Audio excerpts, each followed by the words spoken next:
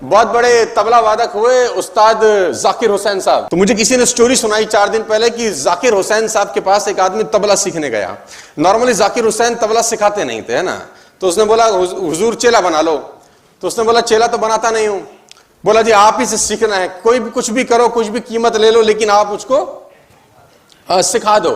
तो जाकिर हुसैन ने बोला कभी तबला आज से पहले तूने कभी तबला बजाया? उसने बोला हाँ सर, कभी कभी 6-8 महीने सीखा हूं कहीं पर, अब वहां से छोड़ दिया है, अब आपसे सीखना चाहता हूं। वो कुछ बढ़िया नहीं सिखा रहा था, अब आपसे सीखना चाहता हूं, आप बताओ क्या करना है, जो पैसा बोलेंगे देंगे, जो टाइम बोलेंगे देंगे। अब जाकिर हुसैन साहब को मस्करी सूझी। उसने कहा 5 साल लगेंगे और 5 लाख रुपए लगेंगे, तेरे को तबला सिखा देंगे। तो उसने बोला डन सर, 5 लाख भी दिए और 5 साल भी दिए, डन, सिखाओ सर। उसने बोला कल से तेरी क्लास चालू होगी। उसने बोला ठीक है। अभी वो डिस्कस कर रहे थे कि एक और लड़का आया। उसने बोला हुसैन साहब मुझको भी तबला सीखना है। वो छोटा सा लड़का 12-13 साल का। जाकिर हुसैन ने बोला सिखा देंगे। उसने बोला फीस कितनी लगेगी? बोला 1 साल और 1 लाख रुपए। तो आदमी ने बोला अन्याय है, ये तो अन्याय है। अभी 2 मिनट पहले 5 लाख रुपए हमको बोला और 5 साल बोला, इसको 1 लाख और 1 साल क्यों बोला? बोला तू 6 महीने सीख चुका है, 4 लाख और 4 साल तेरे मिटाने में लगेंगे जो तूने सीखा है। जो 4 लाख और 4 साल तेरे से फालतू मांगे हैं वो इरेज करना पड़ेगा जो तूने। मैं मुंबई में था, बहुत साल पहले की ये घटना है। और मेरा एक दोस्त है जिसका जो बेटा है वो बहुत अच्छा टेनिस खेलता था। और ये बिल्कुल सटीक उदाहरण है आज आपको मैं देना चाहता हूं। उसका लड़का बहुत अच्छा टेनिस खेला करता था। तो वो जब मैं मुंबई में उससे मिलने गया तो मैंने उसको बोला और भाई तेरा क्या हालचाल चल रहा है, तेरा बेटा कैसा है? तो उसने बोला टेनिस खेलता है, शानदार, फोरहैंड मारता है, बैकहैंड मारता है, स्मैश मारता है और इसमें बड़ी संभावना है, लेकिन एक दुविधा में हूं।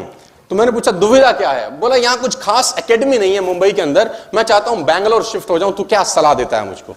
तो मैंने बोला अगर तेरे बेटे में पोटेंशियल लगती है तो आपको शिफ्ट करना पड़ेगा, you have to take risk. उसने बोला मुंबई से मुझे सब छोड़ना पड़ेगा, नौकरी शिफ्ट करनी पड़ेगी, घर शिफ्ट करना पड़ेगा, बहुत सारा तामझाम करना पड़ेगा। तो मैंने कहा जिंदगी बनाने के लिए जिंदगी दांव पे लगानी पड़ती है ना, जब तक रातें ना जागे नसीब नहीं जागता, you have to go.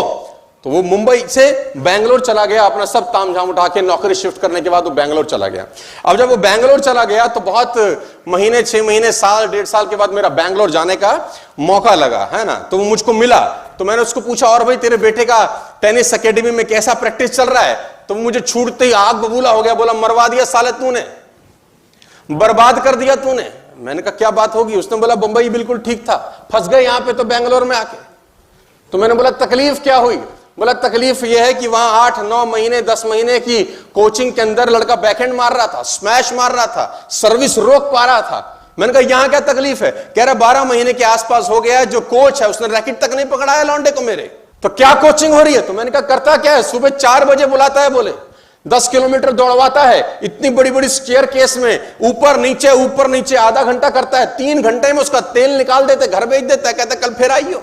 Racket नहीं पकड़ा रहा। तो मैं सोच रहा हूं कि मैं मुंबई वापस शिफ्ट हो जाऊं। तो मैंने बोला ऐसी गलती मत करियो, तेरा लड़का सही हाथों में है। क्योंकि टेनिस खेलना एक आर्ट है, वो आर्ट कभी भी डेवलप हो सकता है, लेकिन टेनिस खेलने के लिए जैसा शरीर होना चाहिए, तेरा कोच तेरे बेटे का वो शरीर पहले बना रहा है। एक बार शरीर बन गया तो टेनिस तो कभी भी खेला जा सकता है, कभी भी सीखा जा सकता है।